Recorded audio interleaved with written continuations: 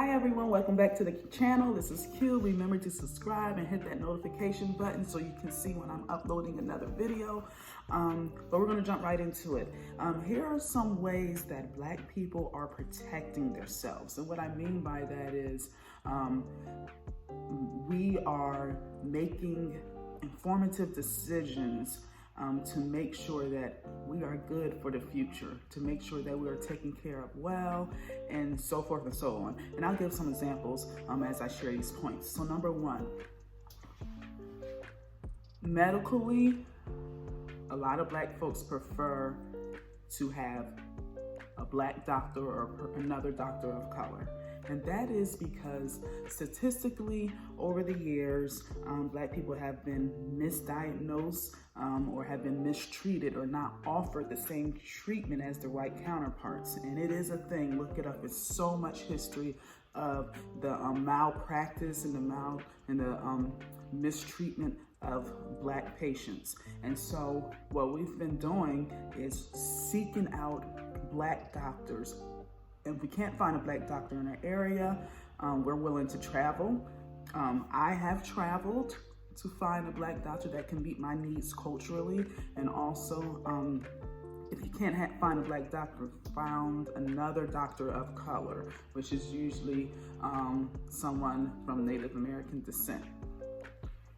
Another thing that Black people are making decisions on and that are doing is finding a Black therapist, okay?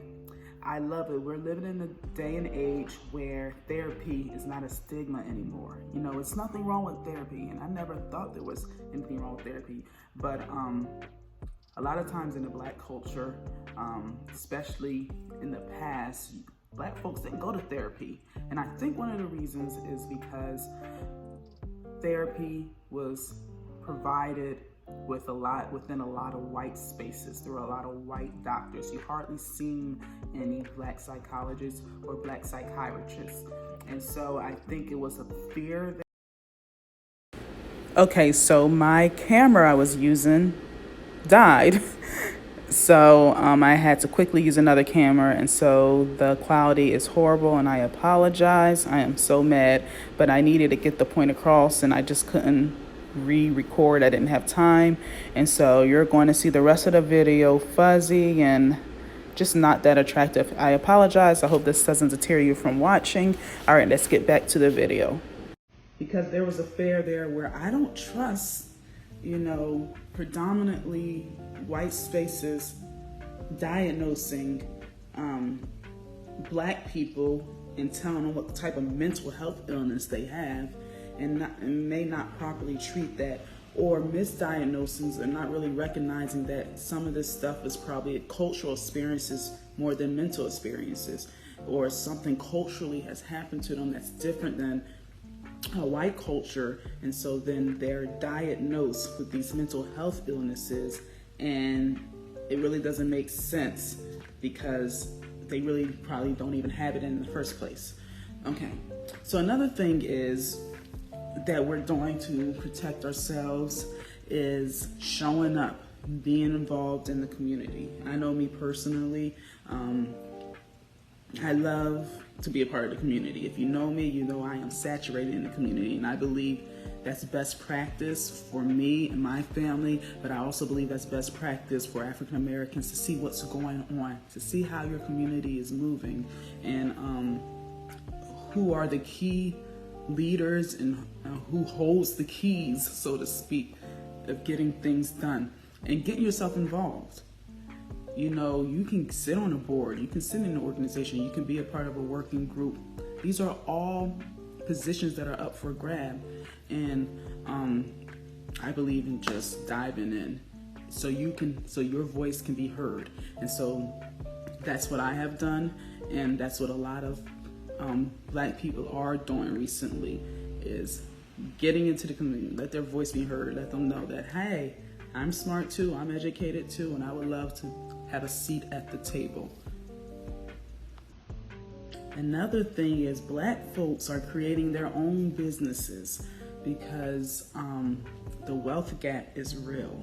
The wealth gap is real, where generations upon generations of white people have developed wealth, and black people have been at the bottom, have been the low point, have been behind the 8 ball.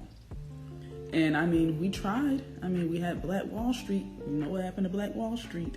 You know, so when it was an uprising of black educated, black entrepreneurs, they were always tore down. They're always, and you can still see that to the day, where black business owners are not represented well, they're misrepresented, or they're just overlooked, you know.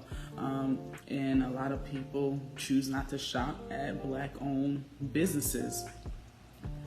So we have to keep on spreading the awareness so it can be an even playing field, okay? And so you see a lot of black people that are stepping out and becoming entrepreneurs.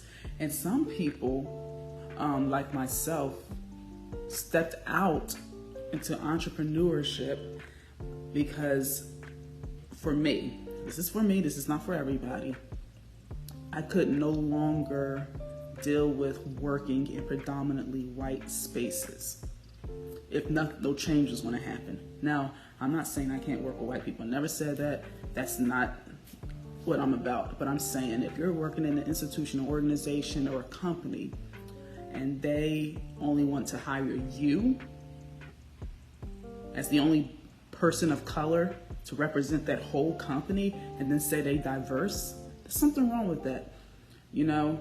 And I was sick of it personally, and I'm sick of seeing that with my other friends and with my friends and other people.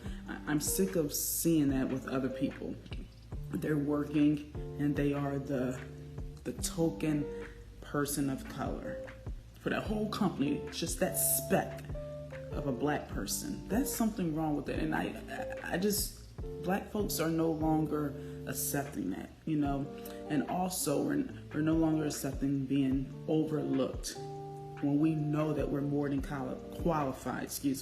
We're more than qualified. We're sick of being overlooked because we have just enough skills as my white counterparts, or even more skill.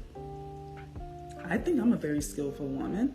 I know a lot of skillful black folks, and they don't get the acknowledgement they deserve or the pay. So anyway, I just wanted to point out a few things that black people are doing.